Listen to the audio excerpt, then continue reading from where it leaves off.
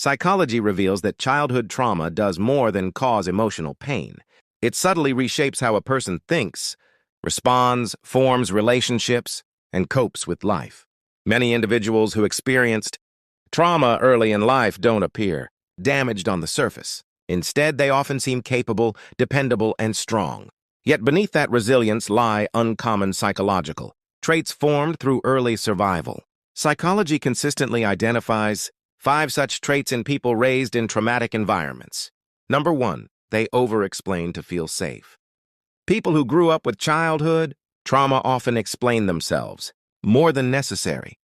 Not because they're unsure, but because safety once depended on being understood. Psychology shows that in environments where misunderstandings led to punishment, emotional withdrawal, or conflict, children learned that clarity was protection. Silence or ambiguity felt dangerous, so they learned to fill every gap. As adults, this can look like long messages for simple decisions, justifying emotions that don't need justification, or replaying conversations to make sure nothing sounded wrong.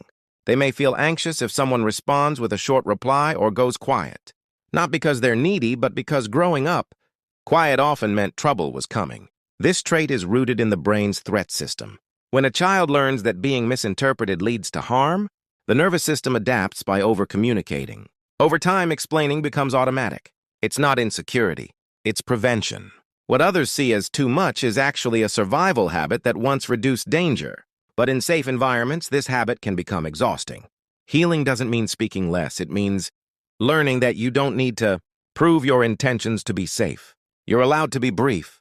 You're allowed to be misunderstood sometimes. Safety no longer depends on perfect explanation.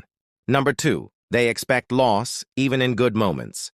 For people who grew up with childhood trauma, happiness can feel fragile. Psychology shows that when safety, love, or stability were unpredictable early in life, the brain learned not to trust good moments. Joy didn't feel permanent. It felt like the calm before disruption. So instead of relaxing into happiness, the mind stayed alert. As adults, this can look like holding back excitement, emotionally bracing during peaceful times, or quietly waiting for something to go wrong. They may enjoy good news, but part of them is already preparing for disappointment. This isn't pessimism, it's emotional conditioning. When loss followed comfort often enough, the nervous system learned to expect it. Psychologists describe this as protective forecasting. Anticipating loss felt safer than being blindsided. By staying mentally prepared, the brain believed it could reduce pain. Over time, hope became something to ration, but constantly guarding joy comes at a cost. It keeps the body tense even in moments meant for rest. Healing doesn't mean pretending loss won't happen. It means learning that not every good moment is borrowed time. You're allowed to enjoy what's present without rehearsing its ending. Joy doesn't need permission to exist. Number 3, they struggle to trust their own needs. People with traumatic childhoods often grow up learning that their needs are inconvenient, excessive, or unsafe. Psychology shows that when a child's hunger, emotions, boundaries, or exhaustion are ignored or dismissed, the brain adapts by silencing those signals. Needing less became a form of protection. As adults, this shows up as constant self-doubt. They question whether they're tired enough to rest, hurt enough to speak up, or justified enough to ask for support. Even basic needs can feel negotiable. They may wait until discomfort becomes unbearable before acknowledging it, because that's when their needs were finally taken seriously before. This isn't low self-esteem, it's learned self-monitoring. The nervous system learned that expressing needs didn't lead to care, it led to disappointment or conflict. So the mind learned to minimize them first. Healing begins with relearning something that never should have been lost. Your needs are real even when no one validates them. You don't need evidence to rest. You don't need a crisis to deserve care. Listening to yourself may feel unfamiliar, but it's not selfish. It's recovery. Number 4, they stay emotionally prepared for conflict. People shaped by childhood trauma often carry a quiet readiness for conflict. Even in calm situations, psychology explains this as threat anticipation. When disagreements in childhood escalated suddenly or unpredictably, the brain learned that peace was temporary. Being unprepared felt dangerous. As adults, this can look like mentally rehearsing conversations, preparing defenses before speaking, or scanning interactions for hidden tension.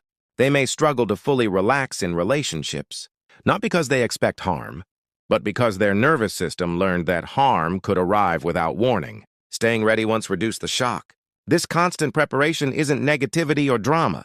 It's a protective reflex. The mind learned that if it stayed one step ahead, it could avoid being overwhelmed again.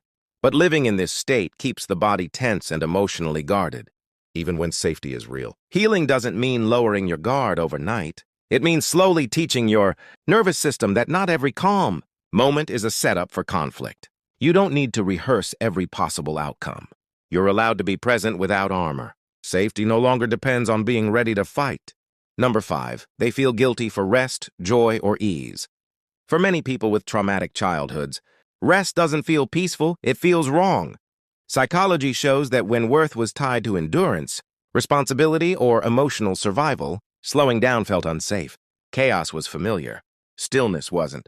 As adults, this can show up as guilt when resting, anxiety during calm periods, or the urge to stay busy even when exhausted.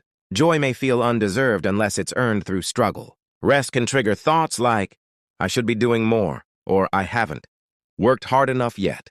This isn't laziness or lack of discipline, it's conditioning. When a child grows up having to stay alert, helpful, or strong, the nervous system learns that ease equals vulnerability. So even when life becomes safer, the body resists relaxation. Stress feels productive. Calm feels suspicious.